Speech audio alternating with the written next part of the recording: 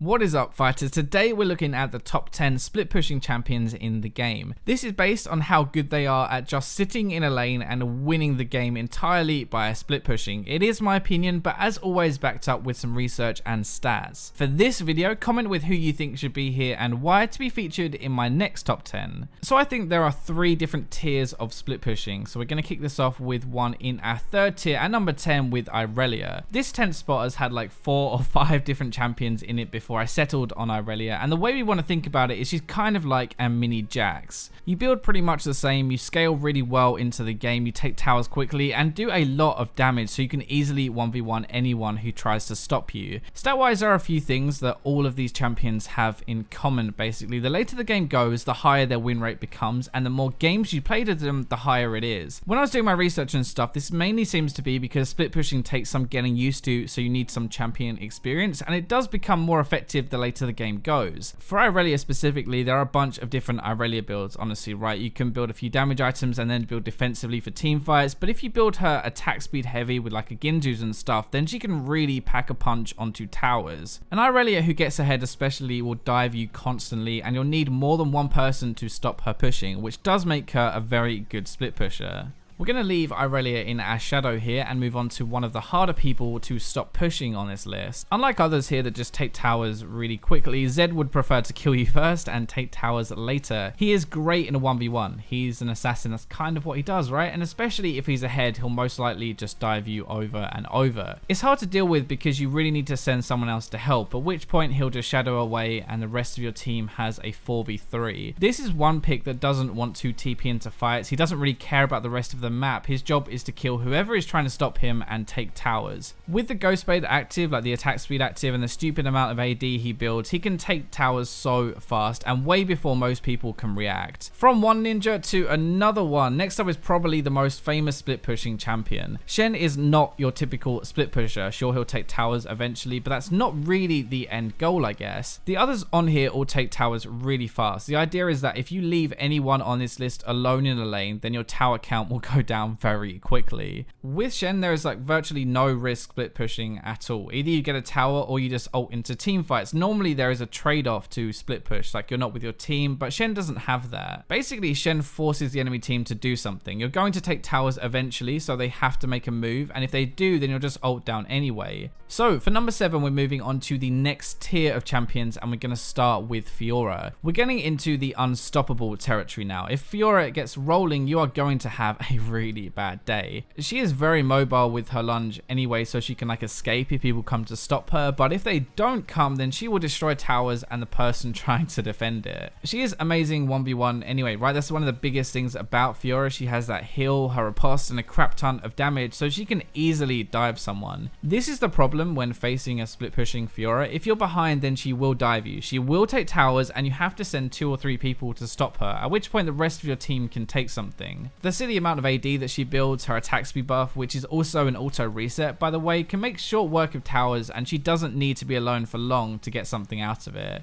So that last point is exactly why number 6 is here. Master Yi is one of the fastest pushers in the game. He doesn't really have the same kind of threat, I guess, like it's harder to dive someone as Yi and just become unstoppable, but if you give him a few seconds alone with your tower, then it's gone. His ultimate gives him a ton of attack speed, he builds loads anyway, and has a good amount of AD behind it. That ult can actually be used to get away too, like if you're just pressuring the lane and someone comes to stop you, just ult, run away, and there's nothing they can do to catch you. Right now, Master Yi is seen as someone who just runs in, right clicks, and kills everyone, right? That is one option, but this is another. If the game isn't going too well especially, then you can resort to split pushing and taking towers. It is more of a sneaky way to approach split pushing, honestly. You kind of want to rely on them not coming to stop you, like that indecisiveness, you know, where the team isn't sure what to do, and while they're still thinking or maybe recalling, you're battering their tower and it's gone before they know it. Let's kick off our top 5 now with one you probably didn't expect as much. This guy pushes so hard, it's ridiculous. He has his W, the area that gives him attack speed. He has his Q, which is an auto reset, and even builds a good amount of AD.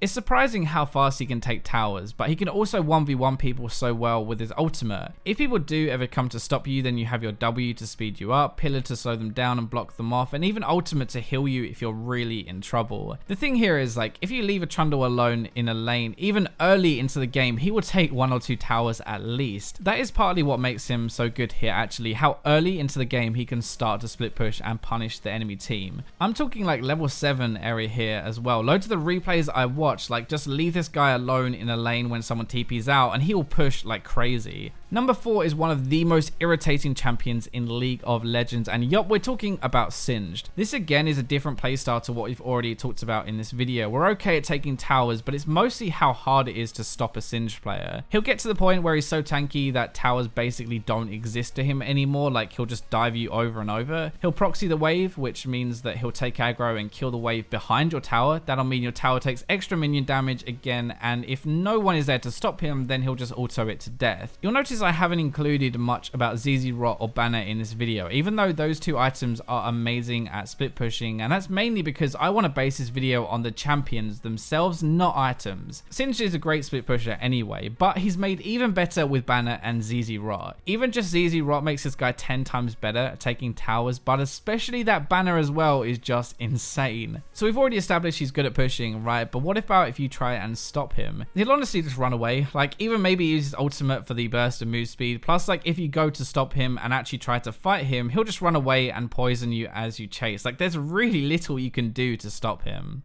So top 3 time now, and this is taking us into our last top tier of champions that split push. Nasus is going to kick us off here. He's pretty iconic. When you think about split pushing, you think of this oversized dog. Nasus is so hard to deal with because he's so tanky while doing a huge amount of damage to towers. Like it's actually really hard to kill him. Where other champions on this list will probably dive you first, kill you, get you out of the way, and then push, Nasus will probably just ignore you, let you hit him and tickle him and Q your tower until it dies. There is 2 sides to him that make him the top 3 though. So first you have this thing where you can't stop him, like he'll ignore you and take your towers anyway. The other side is that even if you group elsewhere on the map and you try to snowball the game, he'll take your towers so fast because of his Q. Then you throw in a ZZ Rot, maybe a Banner, but probably actually not. Even just ZZ Rot will make you push so quickly and makes you even more difficult to deal with. When someone comes to stop you, you can wither, ult, and just run away, or just ignore them all and take the tower anyway. Towers are like minions to him, and that's why he's an amazing split pusher. Our runner-up spot is going to be Tryndamere. A big reason why he's above Nasus is actually because he can start to do this a lot earlier into the game. Nasus revolves around his Q mechanics stacking up, right? But Trynd just needs a few items and off he goes. He hits like this critical mass, I guess, of being unstoppable a lot earlier into the game, which in many ways makes him even harder to deal with. He'll dive you earlier because he can ult and survive. He'll take towers earlier by stacking some attack speed and just spin away if you ever try to stop him. Even if you do shut him down early, he can still take towers and there isn't much you can do to stop him. Actually, okay, you can stop him, right, and force him away, but as soon as you leave the lane, he pushes so fast your tower will just disappear. This is one pick whose kind of whole job or role in League is to basically split push, and he does that job very well. If someone TPs bot or groups with their team, you will punish them, you'll take towers, and even inhibs before they can really do anything at all. Okay, so number 1, I know he gets loads of stick, right, but just hear me out. This little bugger Temu is an amazing split pusher. Actually, you can't even do this, so come on, next clip. Okay, so Jax is our real number 1, and I wonder how many of you guys actually raged at me right there. Darshan on CLG keeps showing us why this guy is an amazing split pusher. Again, he reaches this point where you cannot stop him because he just takes towers way faster than anyone else thanks to his passive. Your passive gives you stacking attack speed, and yes, it stacks on towers. Even your W is an auto attack reset as well. Again, because it's a lot to do with your passive, you can start pushing way earlier into the game too, but once you get some more items, you become even better and really kick it up a gear. One of the most underrated reasons I think why he's such a good split pusher, just like Nasus, is because it forces your opponents to do something to stop you. If they don't, they're going to just lose the game eventually to your pushing and them having no way to stop you. Let's be honest, right? All this stuff makes him great anyway, but the real reason he's the best is just because of how fast and how much damage he does to towers. Anyway, I hope you guys enjoyed this top 10. Remember to comment with who you think is the best and why to be featured in my next one. Like, subscribe, comment, share, and for now, let's go to the robots.